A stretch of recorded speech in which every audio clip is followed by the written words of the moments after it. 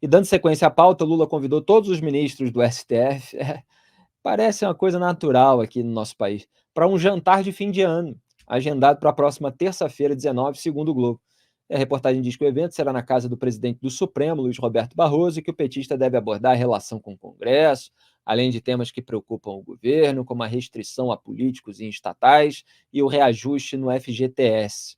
A presença de todos os ministros ainda precisa ser confirmada. E indicados por Bolsonaro ao STF, André Mendonça e Cássio Nunes Marques são os convidados que despertam maior atenção a respeito de uma eventual ida ao jantar. Ainda de acordo com a matéria, a avaliação do Supremo é de que, no caso de Nunes Marques, a aproximação com Lula está mais avançada. Eu escrevi hoje um artigo a respeito disso, está lá publicado em antagonista.com.br, tem o título Lobbies entre Lula e STF corroem a democracia. E aí eu falo até sobre características disso que eu designo como República do Escambo. E tem uma matéria num outro portal que fala a respeito dessa aproximação, esse eufemismo aí, do Lula com Cássio Nunes Marques. Foi o primeiro indicado pelo Bolsonaro ao Supremo, e o Lula telefonou para o Nunes Marques, de acordo com a matéria, e falou para ele que indicou para um outro tribunal alguém que era apoiado pelo Nunes Marques. E o Nunes Marques, num gesto para o Palácio do Planalto, pediu vista no julgamento da lei das estatais. Quer dizer, naquele que decide se vai continuar valendo ou não a liminar do Ricardo Lewandowski, então ministro do STF, hoje aposentado, indicado pelo Lula lá em 2006, que eliminou a quarentena de 36 meses para indicações políticas e, na prática, deixou valendo as indicações políticas para as empresas públicas, que é o que vigora nesse momento, em que o Centrão, que também é ligado ao Cássio Nunes Marques, porque ele foi apadrinhado pelo Ciro Nogueira, momento em que o Centrão quer que o Lula indique mais gente deles, né, gente desse bloco parlamentar fisiológico, para as empresas públicas. Então vejam como você tem aceno de um lado, aceno do outro, e o pressuposto da democracia é a separação e a independência entre os poderes. Agora, da República do Escambo, o maior pressuposto é o cinismo. E é o que a gente tem visto, o sistema como esse conjunto transinstitucional de lideranças camaradas, uma afagando a outra, uma fazendo um gesto para a outra, longe dos olhos, muitas vezes, de testemunhas da sociedade, sem deixar tudo na cara, mas já com um certo descaramento. E aqui a gente chama as coisas pelo nome, lobby é lobby, né? Não é aproximação, diálogo, gesto e tal, né? Eu estou falando aqui com deboche, fazendo assim, com aspas, mas é lobby. O presidente faz lobby com os ministros e os ministros fazem lobby com o presidente. Quer dizer, os ministros eles apoiam candidatos à vaga em outros tribunais, e quem faz a indicação é o presidente da República. Aí o presidente da República vai lá, indica o ministro, o candidato apoiado por um ministro, telefona para ele, ó, indiquei aí seu candidato e tal. E o ministro, num julgamento, faz aquilo que é de interesse do governo. Quer dizer, quando é que isso é democracia? Isso é a corrosão democrática, isso são atitudes antidemocráticas que a gente precisa apontar e que a imprensa precisa chamar por todos os nomes. E é complicado. Eu entendo até que haja um receio de retaliação judicial, mas muitas vezes não é esse receio que impera. Muitas vezes o que impera é o discurso de porta-voz, é a narrativa. É você tentar pintar o Lula e o Supremo como uma autoridade, um grupo de autoridades que estão buscando a harmonia entre os poderes que não existia no governo anterior, com as ameaças institucionais feitas pelo bolsonarismo, mas não é isso.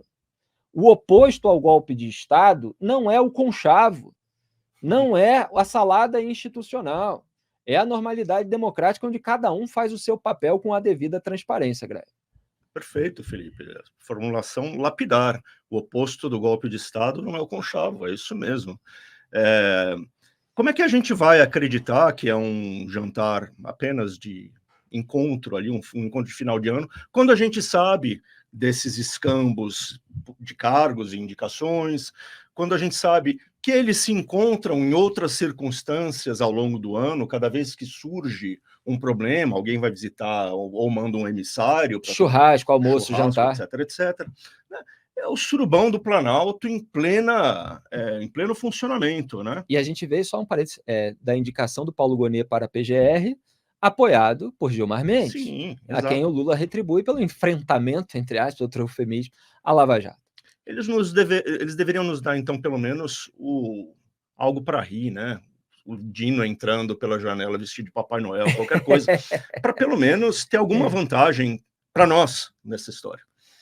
Eu acho que eles podem fazer um amigo oculto. E cada amigo oculto tem os seus próprios mecanismos, né? Tem aquele que os presentes ficam na mesa, e um rouba do outro o presente, sabe? Talvez esse fosse mais adequado, diga. Não, lembrando que o presidente pode se aproximar institucionalmente do STF, mas isso tinha que ter sido feito só com o presidente do STF, que é o Luiz Roberto Barroso, né? E com Se o Lula- testemunhas. Exato, e não convidar os 11. E mostra também, quer dizer, o Lula sempre foi muito mais hábil, né? Nessa coisa de inventar, então, esse jantarzinho de final de ano com os ministros, né?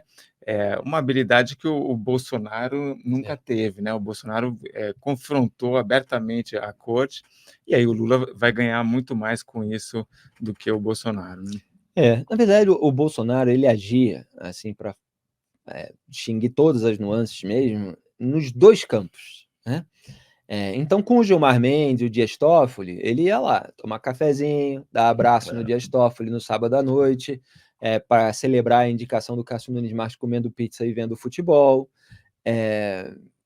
Conseguiu, né, que o Flávio Bolsonaro tivesse mantido na segunda turma do STF o foro privilegiado retroativo, conseguiu desmobilizar a parte à direita da sociedade que realmente combatia a corrupção e se revoltava com as manobras pela impunidade.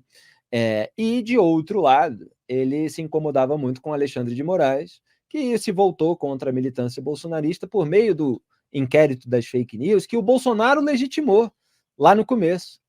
Quando o André Mendonça legitimou, o Bolsonaro saiu em defesa do André Mendonça legitimando, e o Augusto Aras, também escolhido pelo Bolsonaro, legitimou. Quer dizer, havia de tudo aí, mas o Lula tem essa estratégia mais maliciosa, essa capacidade de passear pelas sombras de uma maneira menos ostensiva, né, do que o Jair Bolsonaro faz quando quer alguma coisa, né? Todo mundo tem que se curvar a ele fala umas barbaridades, enfim. Também, da mesma forma, né, como a oposição ao golpe de Estado não é o conchavo, a oposição a esse reacionarismo aloprado do Bolsonaro não deveria ser essa malícia estratégica do Lula, né? Analisando aqui do ponto de vista individual. Deveria ser o republicanismo, né? A moralidade pública, a separação, o cuidado e o dever de transparência com a sociedade, mas não. Está lá tentando emplacar pautas e vendo o que cada um quer, qual é a demanda, né?